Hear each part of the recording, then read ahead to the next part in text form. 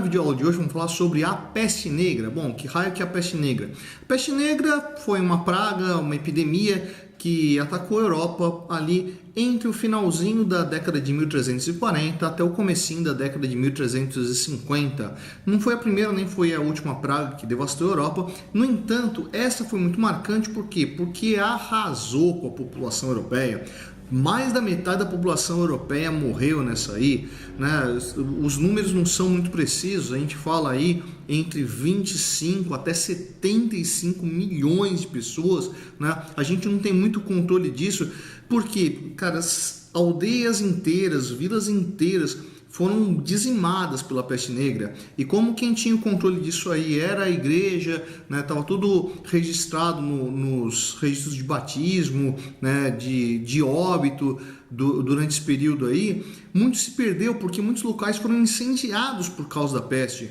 Ela tinha uma propagação muito grande e acabava matando muita gente muito rápido, que gerava um pânico desgraçado em cima disso aí, e muitos locais ali foram completamente queimados e se perdeu esses registros. Mas sabe-se aí que a devastação foi muito significante. Bom, a gente podia parar aí para ficar falando só sobre os números da peste negra, mas vamos fazer uma análise histórica aí um pouco mais contundente. Bem, vamos lá. Como é que essa peste chegou na Europa e como ela acabou se propagando? Bom, tem dois elementos importantíssimos aí para explicar o que é a peste negra e como ela vai se espalhar dentro da Europa. Primeiro deles, as cruzadas, que já tinha começado ali já há quase 200 anos. Aliás, esse momento aí é o momento do fim das cruzadas, né? O outro elemento é o renascimento das cidades, que é um fenômeno que também já tinha um século e pouco de existência. A somatória desses dois elementos vai acabar permitindo com que essa praga se espalhe. Por quê?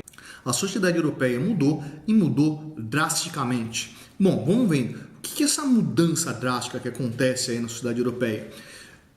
Existe um evento ali chamado de Renascimento do século XII, que não é o Renascimento que vocês estão acostumados a estudar dentro da escola, aquele acontece um pouco mais para frente. O Renascimento do século XII está ligado justamente ao renascimento das cidades. Bom, as cidades ali já existiam desde o Império Romano, mas vão começar a ter uma nova forma e vai acabar criando um novo modelo de sociedade, né? Essa sociedade urbana, sociedade comercial, que é a sociedade da Baixa Idade Média.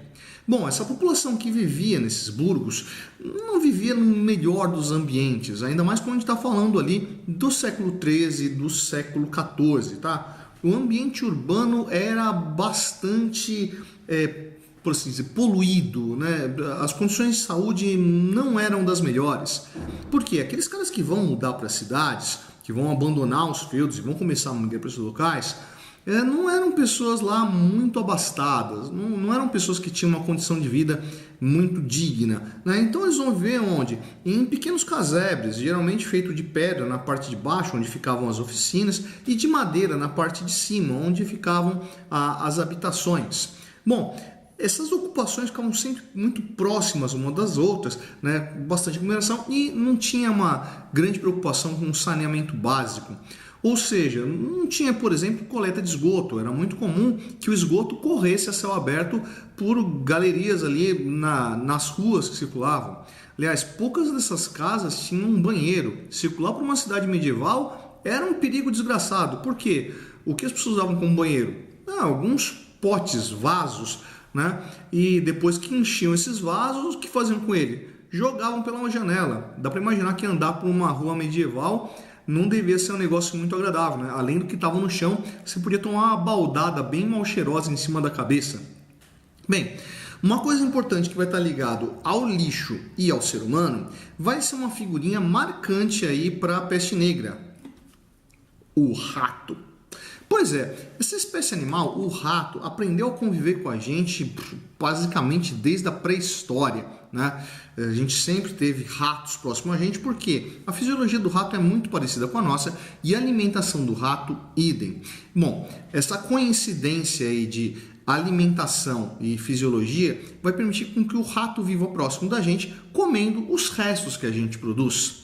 e a gente produz muito resto.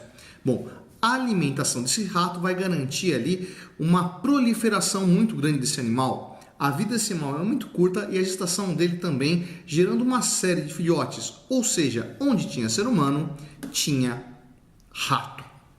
Mas, por favor, não vamos culpar o coitado do ratinho por causa da peste negra. Na verdade, todo o ambiente garantia essa proliferação. As camas na Idade Média não eram como as que a gente tem hoje. A gente falava assim de camas muito grandes onde dormia praticamente todo mundo que morava na casa. Então você não imagina uma cama ali para 8, 10 pessoas.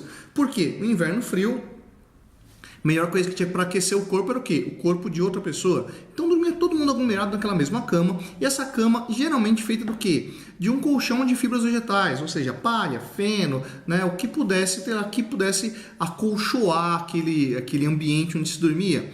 E quem é que geralmente morava nesse forro do colchão? Nosso amigo, o rato. Bom, o rato, né, vai acabar trazendo essa doença para a Europa, vinda de onde? Da China. Os casos mais antigos registrados de peste bubônica não estão na Europa, estão na China.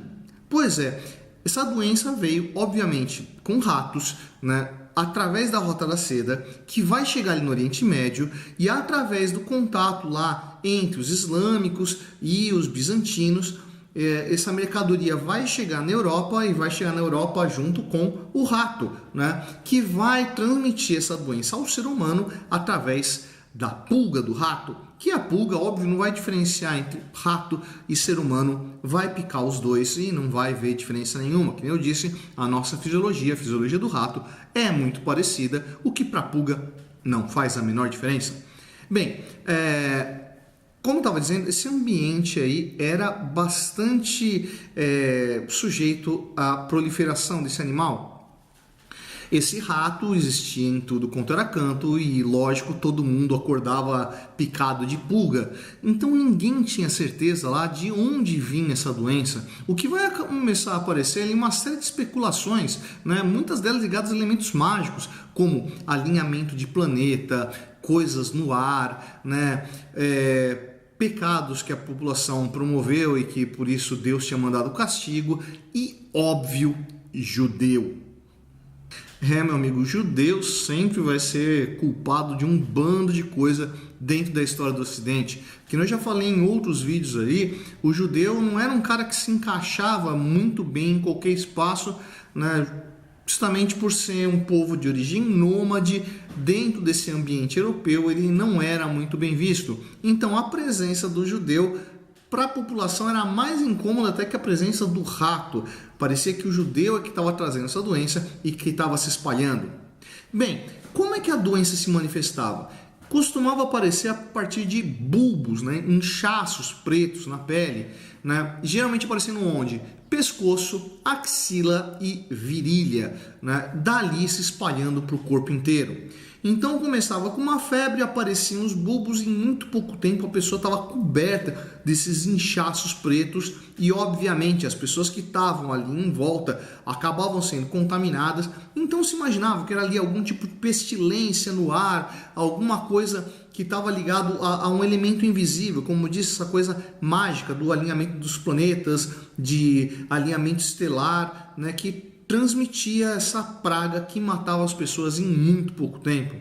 Bom, como não se sabia exatamente qual que era o agente transmissor, qual que era a reação mais imediata? Isolar essas pessoas. Então, quando aparecia gente com peste negra, era muito comum que se trancasse as pessoas dentro da casa e esperasse que elas morressem, né? Óbvio, né? Como a gente está falando, uma população muito influenciada pelo cristianismo, sempre existiam as almas piedosas que iam lá e passavam comida por baixo da porta, mas tentavam se evitar esse contato. Na hora que as pessoas acabavam morrendo, era como inclusive que as casas fossem queimadas, porque vai saber de onde está vindo esse agente infeccioso, vai saber por qual meio está chegando essa doença, queima-se o que tem lá. Assim, quem sabe, elimina esse problema que pode matar muito mais gente. Aí você deve estar se perguntando, pô, Fábio, mas o que as cruzadas têm a ver com isso? Tá bom, você está falando até agora do ambiente da cidade e tudo mais, mas e as cruzadas? Pois é justamente o contato com as cruzadas que vai garantir a entrada de uma série de mercadorias vindas do Oriente e que vão chegar dentro da Europa, né? Esse estreitamento dos contatos e das novas mercadorias, das especiarias orientais que vão chegar na Europa é que vão trazer esse rato contaminado e que vai levar essa doença para toda a Europa. Esse elemento mágico que vai ter nessa visão da peste negra como algo muito perigoso, algo que estava matando um bando de gente e que por isso tinha um elemento mágico, isso vai ser muito expresso na arte da Idade Média. Vão ter dois elementos bastante interessantes aí que vão acabar expondo essa nova reação diante da morte. Porque a morte estava rondando a Europa, existia um medo generalizado e as pessoas tinham que começar a pensar em o que fazer agora, em como agir diante da vida. E nisso vai surgir ali todo um movimento reflexivo de que, cara, eu posso morrer a qualquer momento, então o que eu devo fazer? Eu devo ter uma postura carpe diem, né? Aproveitar a vida ao máximo e sugar tudo que ela pode me dar de bom, ou pelo contrário, devo ter uma postura mais piedosa, me arrepender dos meus pecados e agir de uma forma muito mais pura, cristã e que vai me levar a me aproximar de Deus, já que Deus está levando todo mundo mesmo.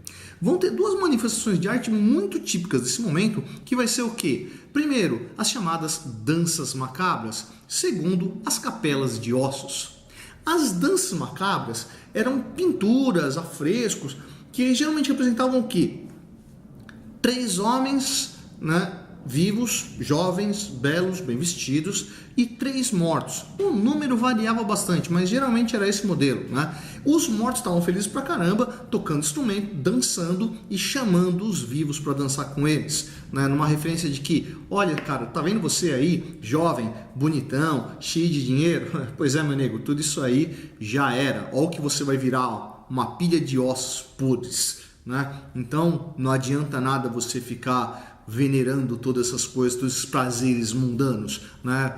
Repense a sua forma de viver. Outro elemento, que como eu disse, são as capelas de ossos, né? Capelas geralmente destinadas a monges, a frades, né? Que eram centros de oração, né? Onde as paredes todas eram revertidas, eram recobertas de ossos, né? Ossos humanos, né? Com o mesmo sentido de, vamos olhar para isso e vamos ver qual que é o destino da humanidade. Deixa eu deixar umas imagens aí para vocês darem uma olhada.